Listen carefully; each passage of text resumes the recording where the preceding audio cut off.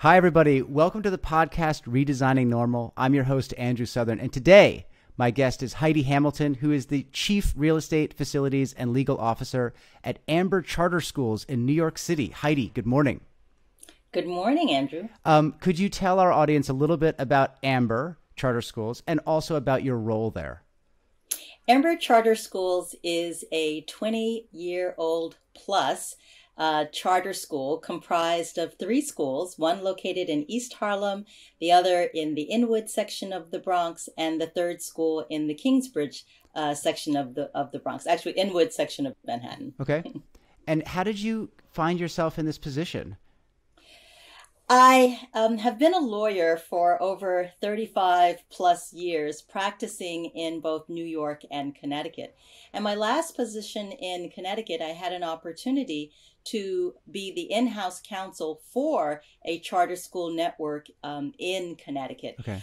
Always wanting to return to New York, I began to look at the charter school networks in New York, and New York is one of the most liberal charter school territory as a result of Mayor Bloomberg, who instituted some very liberal policies regarding charter schools. So we have thousands of charter schools in New York, and I applied to Amber Charter School because it looked like it was on the verge of a growth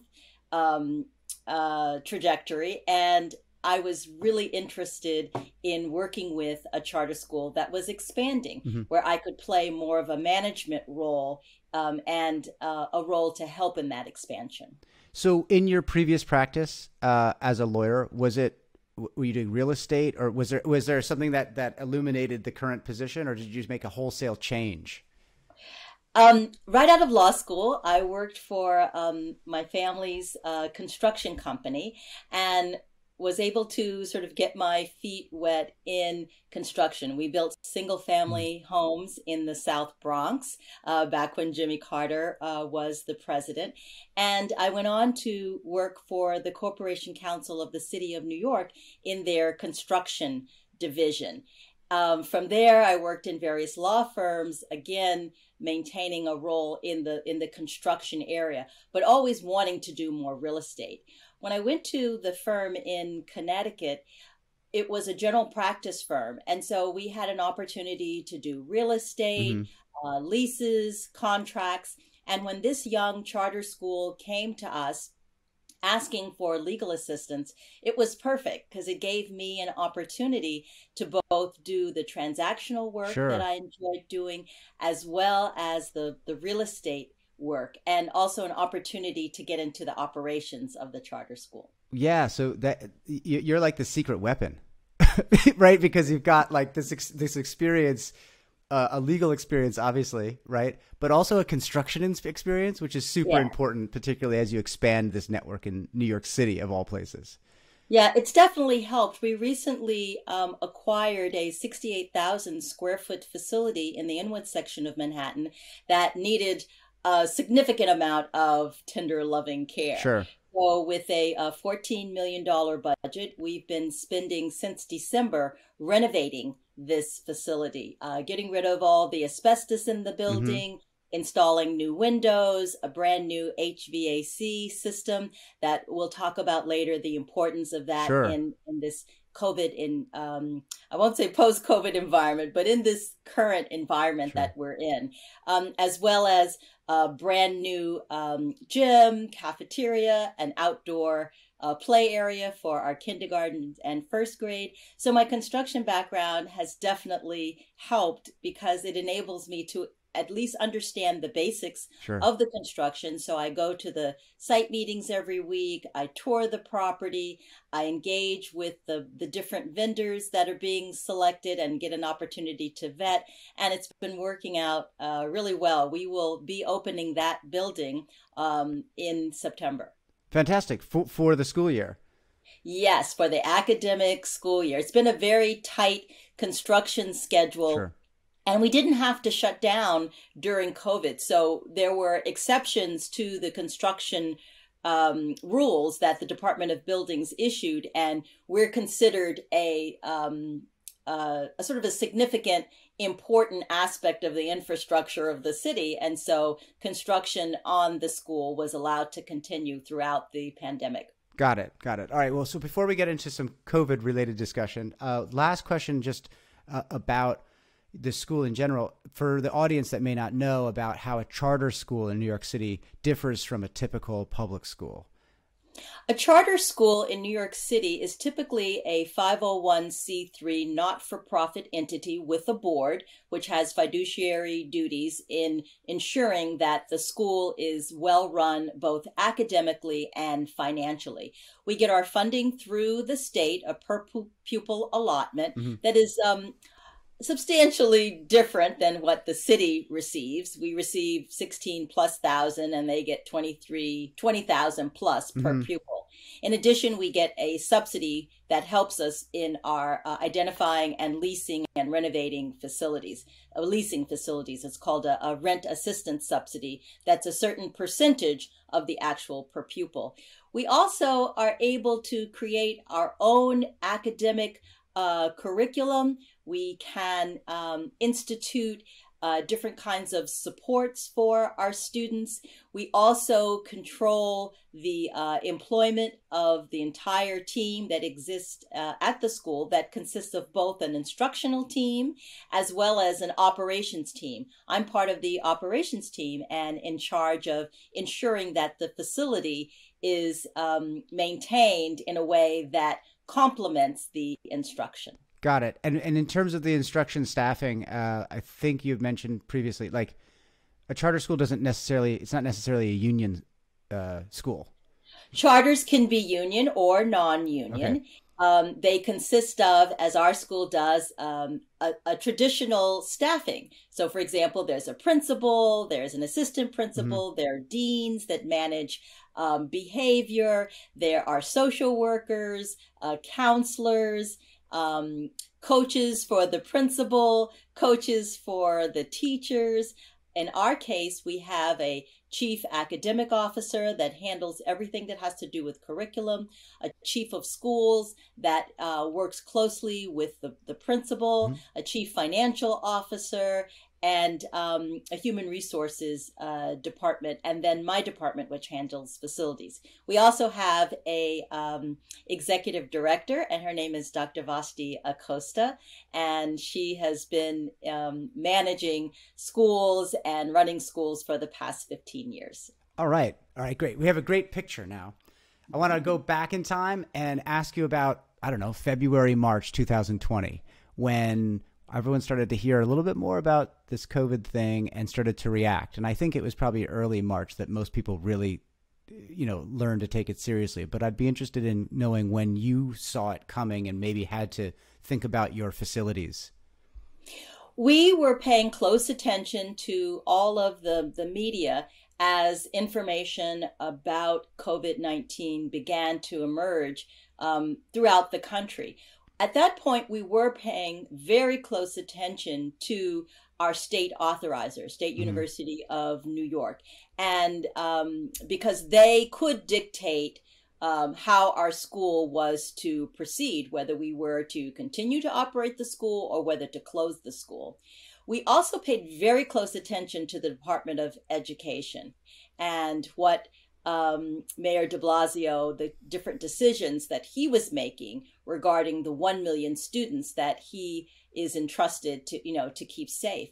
We made a decision to close our schools in March following the Department of Education, and also listening closer, very closely to Governor Cuomo. So he became the superstar and the shining light within the state, sort of giving us the information that we would be able to use in order to determine whether to stay open or close.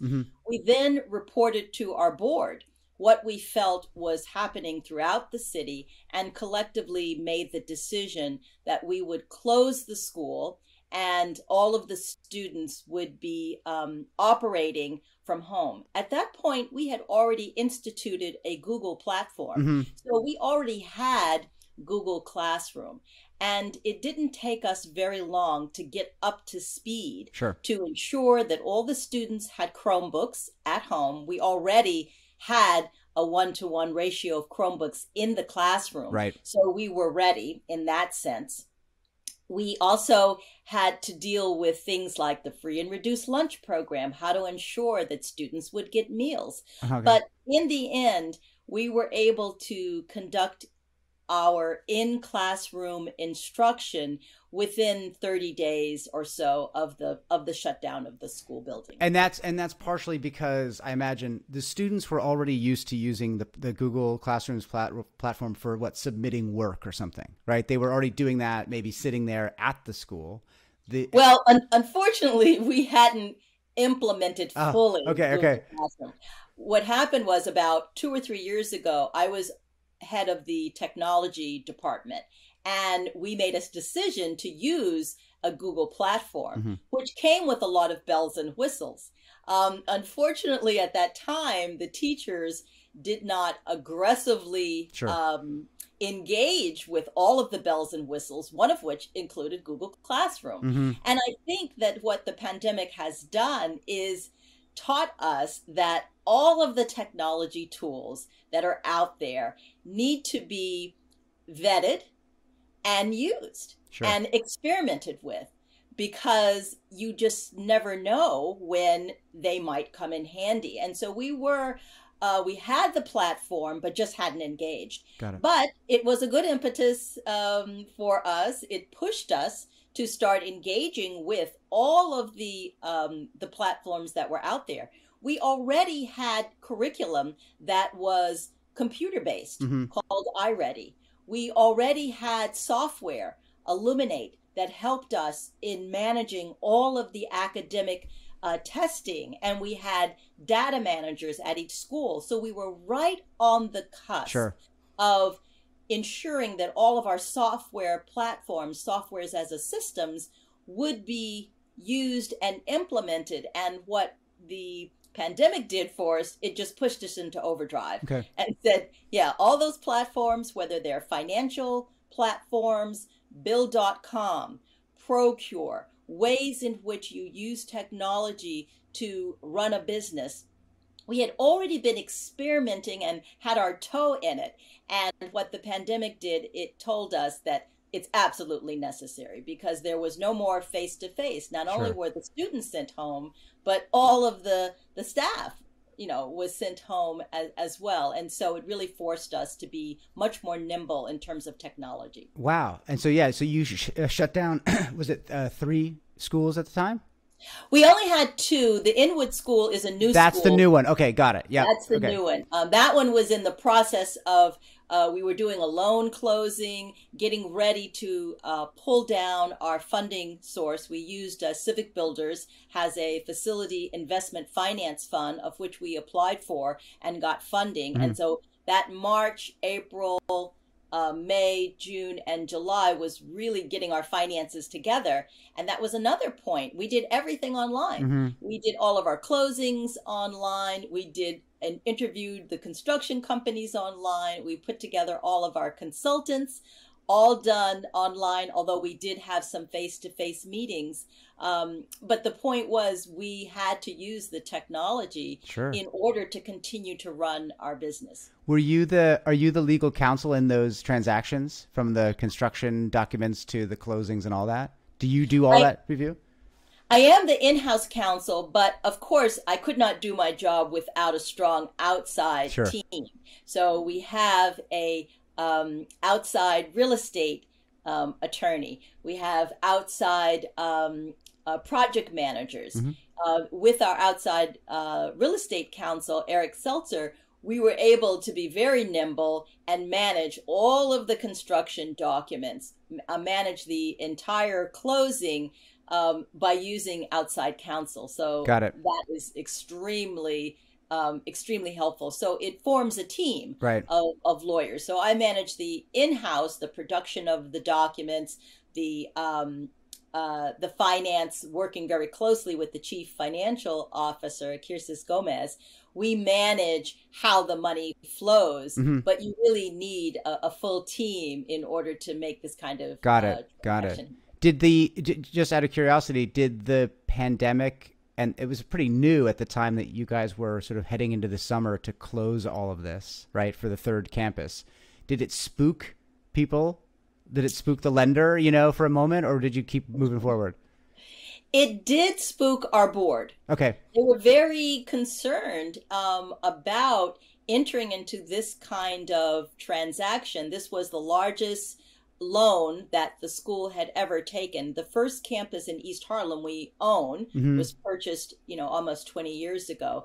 And this was a very significant debt. So it worried people. But I think what is key is that we had to see that there was going to be a light at the end of the tunnel. You either are going to be optimistic about the world's ability Hmm. to get a handle on this um, uh, unusual circumstance, a pandemic of which no one had ever seen before. Also, we were closely watching what was going on in Europe. And so even though Europe shut down, Italy, Spain, England, we also watched them manage through the pandemic and begin to open up schools a Hmm. year later. And so we had to look at the various regulations like the CDC, and as complicated as it was, they still put out some fairly stringent guidelines about how to manage a school in a pandemic. Hmm. And so we had to make sure that we were paying attention to lots of different sources, watching what the city was doing, watching what the state was doing, watching what other countries were doing, as well as reading the CDC guidelines. And we had to assure our board that a school building is not going away. Right. And if we're going to grow, now was the time to do it. The interest rates were the lowest that they have been in a significant amount of time. Hmm. And we had a strong team. And so we were able to convince them that it's important to move forward, because at the end of the pandemic, at the other side of Sure. this unusual circumstance, we would be able to open a brand new school. Got it. It makes perfect sense.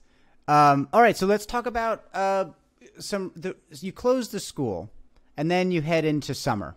So you've got a little bit of time. What happened in the fall of 2020? Did you reopen your school, and how did you do that, if you did?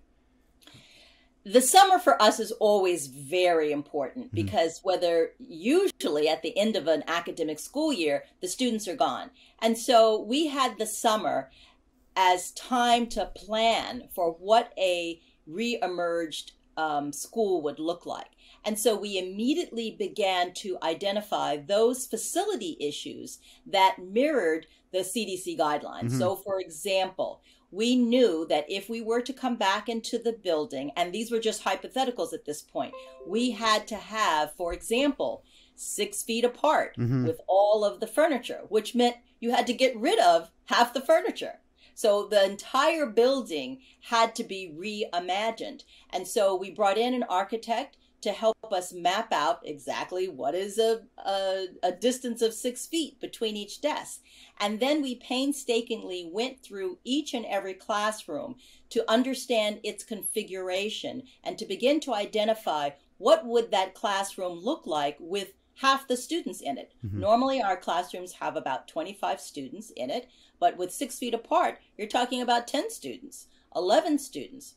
So we knew that we would have a reduced population in the school, basically 50% of the students. Okay. So we looked at how we were physically set up. Then we looked at the whole testing of temperature, because that became, as policies began to roll out, we began to identify the tools that would allow us to come back into our building. And so that meant temperature scanners. Hmm. And so I had continuously gone to my gym, and they had shut down, but then they reopened. And the first thing they did when they reopened is they had a monitor, a camera with a screen. Sure. And your temperature was taken and it would pop up. And so that gave me the idea that that would work in our schools. So we immediately began to order temperature scanners. We began to look at all of the PPE, all of the sanitation, the masks, the gloves, how we were going to sanitize the schools. What did that chemical look like? Right. When we were going to do it? How many times a day we were going to do it? What kind of cleaning and janitorial upgrades did we need to make? And we spent the whole summer mapping this out. By the time we got to the fall, though, it was clear that we were not going to be able to open up to our students and faculty, especially in some of our neighborhoods that were hardest hit. So East Harlem was hit very hard in terms of the pandemic and the amount of, and the death toll in those communities. And so no one felt comfortable coming back into the building, even though we had been running around like ever-ready battery bunnies trying to get prepared.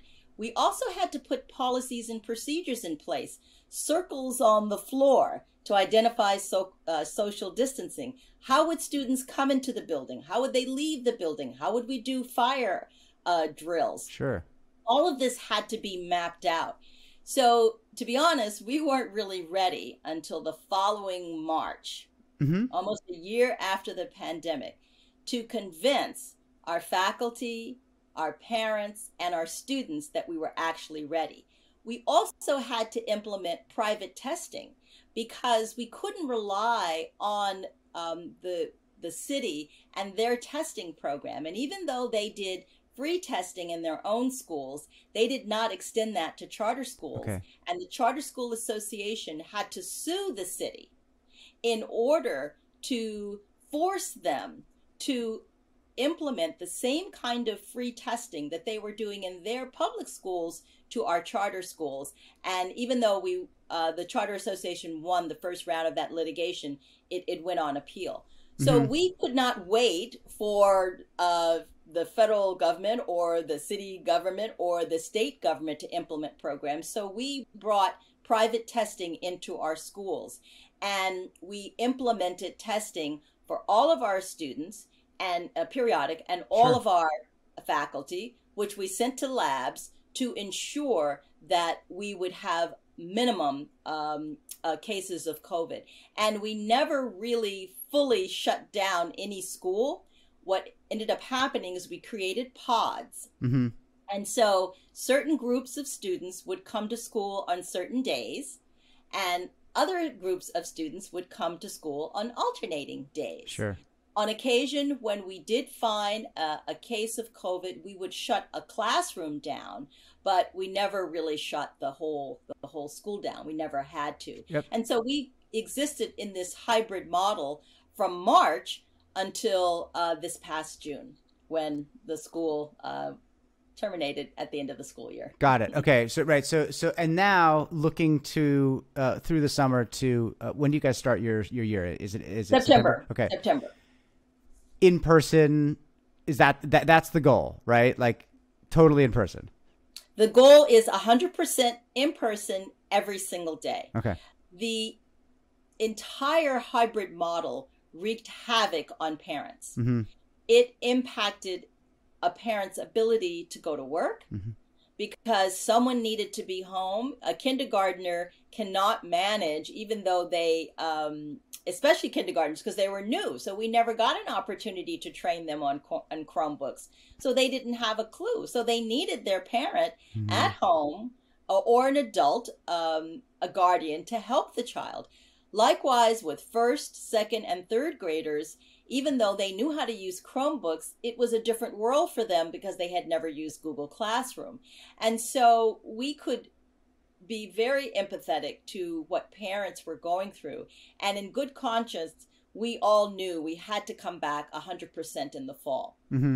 As a result, we will maintain some of our pre-pandemic rules. Okay. For example, the buildings still need to be cleaned at the level that they were being cleaned during the pandemic, because we were able to realize that you can reduce the number of sick days that students have if you up your game on cleaning your building. Sure. So that means more wiping down of surfaces. We also want to maintain the social distancing. It's a good idea for the kids to keep their hands clean, to wash their hands periodically, and to refrain, at least while they're in the building, from touching and, hugging and kissing their fellow students. Now, when they go outside to play, they'll be playing as they normally do. But we found that we would like to extend this social distancing a little bit further. Sure. We'd like for students to wear masks because remember, students 12 and under are not vaccinated. So even though I would say we have probably about a 90+ % vaccination rate among our faculty and staff, many people are vaccinated, pretty much all of our faculty and staff. But the children are not.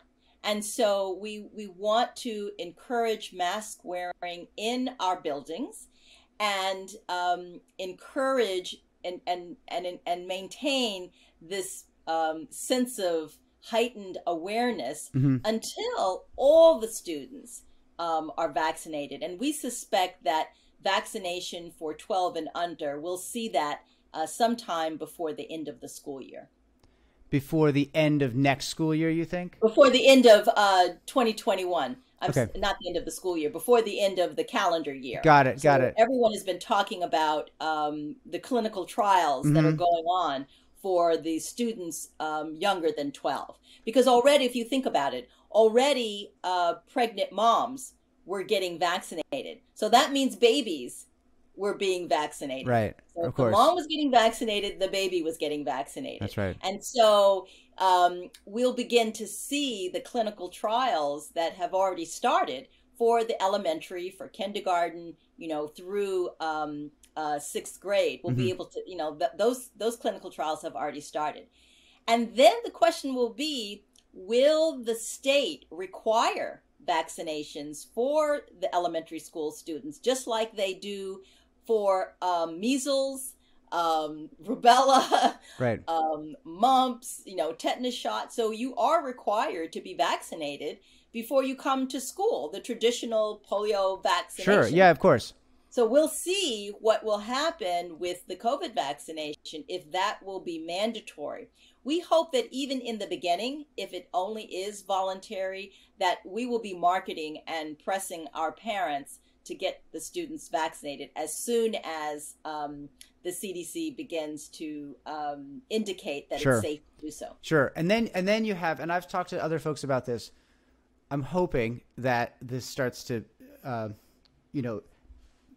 flow away and you're still left with cold and flu season every school year ever, going back, thousands of years, that you lose a certain amount of school days to that sort of stuff. Right. So what things, as you put, you're doing a new building with enhanced HVAC filtering? Yes. I imagine. Yes. And do you want to do like temperature scans for everybody, regardless of whether or not it's COVID, and just make sure people are coming to the, onto the facility property without a fever? We're in conversations. Our leadership team is in conversations about that as we speak. I am recommending that we maintain the temperature checks because I don't know about you, but I didn't have a summer cold. Right. I mean, we were all quarantined. I worked from home the entire time, and I never got a cold. So you're right. As we open up society and we're back into the mix, I still wear a mask in the grocery store, even though I'm noticing less and less people wear a mask. Less and less for sure. And less like hand sanitizer pumps. I don't really see those as many places. I don't see those. I was in Trader Joe's the other day, but the employees are wearing masks. Sure. And so I feel that if they're wearing a mask to protect me, then I should wear a mask. It'll be interesting to see what happens in the flu season. But here's the important point of what we've learned.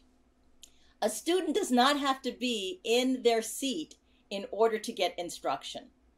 And so if you're home with a runny nose and a fever and you feel well enough to open up your laptop Yep. and go onto the screen, we should be able to provide you with some instruction. Now that we have Google Classroom, we should be able to ensure that that student is getting the same information that they were getting when they were sitting in the seat. Now, that's a little complicated because in order to deliver synchronistic learning, meaning the students in class, which we did, so the students in class received the same learning that the students sitting at home because it was synchronized, was very complicated and very constraining for a teacher. So we might have to modify that because just because one child in the class is sitting at home, we wouldn't want to constrain the teacher in the way that they're delivering education. But perhaps the tutor, the teacher's assistant could open up their laptop and engage with the student in some capacity so that there was education and instruction that continued. Now, you can't have a tutor and a TA doing what a teacher does, but you can certainly deliver some instruction to ensure that the student doesn't get behind on the couple of days that they might be absent from school. I was just thinking about this. I suppose if you have 25 students in a classroom and on a given day one of them is out, the other 24 students are there, right? And you could fire up the camera in the back of the room, right? And just let the teacher teach to the 24 children, but you've got that camera on for the 25th person who's at home. And that would be pretty low, as long as you could see the whiteboard. You guys are probably using digital whiteboards now. Yes. Right? So as long as you had that all within frame and you had enough, like a microphone on the person that could be heard clearly, there, of course, isn't that interaction, but the person wouldn't miss that day's instruction. Exactly. And those kinds of approaches are being considered right now. Okay. How can you give the teacher maximum freedom? Because, you know, the problem with the camera in the back of the classroom, which we don't have, by the way, we're still using our laptops, and is that the teacher also needs some freedom to move. Sure. And you would need higher levels of technology that we currently do not have in order to allow the teacher to maintain her freedom. But I think that you have made a very good point.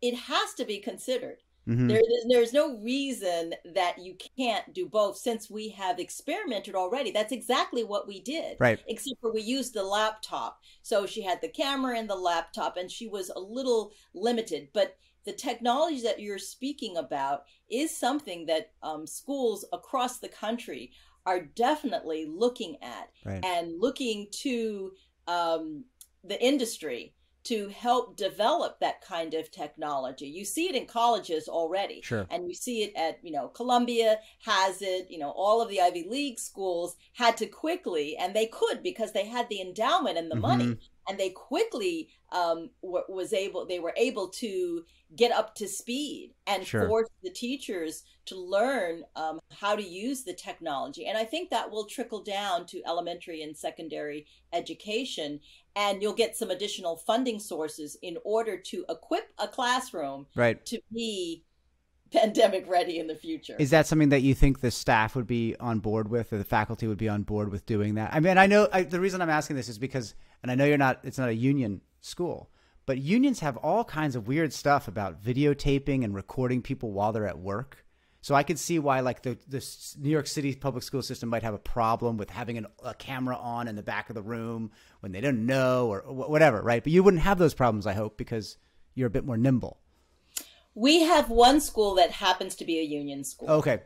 And that just happened 20 years ago. But we have an excellent relationship with our union, and already they agreed to have the teachers recorded. So I don't really feel that you will see much of pushback, at least something that would prevent you from moving forward in that technology. It's a negotiation like everything else. I see. In the end, the teachers, the faculty, the staff all want to see children learn. And whatever is the best method to do that, we have found that our faculty is on board with it. Mm-hmm. And we think that it would be to their advantage as well, because students then will just do better. And that's the whole goal, is to have students achieve academically. Right now, all students across the country have lost time. And the new year, the new academic year, you're spending at least the first 3 months, 6 months, getting the students back to grade level. Right. And so there is a dire need to pay close attention to whatever it takes to get the students back where they were pre-pandemic. And that's on everyone's mind. And so the additional funding that all schools got, we got, loans to basically ensure that we didn't have to lose staff. So we lost no staff during the pandemic, meaning we did not terminate staff, because we were able to go hybrid. And any additional funds that have coming in, we will be using those to ensure that we can have the kind of technology that you need to educate our students. Right, because there is like a good amount of funding that comes from, I guess now it's the Biden administration. There's a lot of money available to schools. I remember reading about that, like a lot of money. Right. There is additional, yes. Will that come to you as well, or is it just for straight public?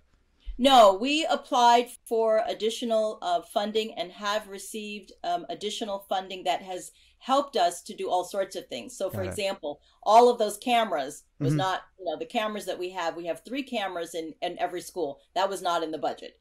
And so the additional funds that we got helped to support that. All of the labeling of the floors and the additional cleaning that we've done, the sanitizing that we've done on a weekly basis, that was not in the budget. And the additional funds that we received through loans that were eventually forgiven helped us to be able to ensure the quality education, clean facilities, the mask wearing, all of these additional procedures that were not in the budget. Yes, the additional funds that we've received has been a great help. Amazing. I'm super excited for you guys for your new facility that opens in September.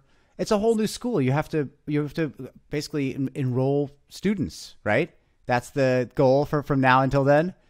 It's an entire new school. Yes, we had to enroll students, hire faculty, bring in new furniture. It's very exciting, and this is our first K-8 school. Our other 2 schools are K-5. Okay. So this school in Inwood is our first K-8, and then we are about to embark on a 4th school. And we'll start that in 2022, and that will be a middle school that will be grades 6 through 8. So you're getting your goal was to be part of an organization that was growing, right? Yes. So you're getting that. I am absolutely getting that. I love my job because it has both a social purpose to it, as well as an opportunity to just be hands-on. And I will be able to look back on this and, walk up the street one day and see facilities that I actually renovated and built, and to be really proud of that track record. Awesome. Heidi, what an awesome story. Thank you so much for spending some time with me today. I really appreciate it. Thank you, Andrew. My pleasure. Okay, bye. Bye.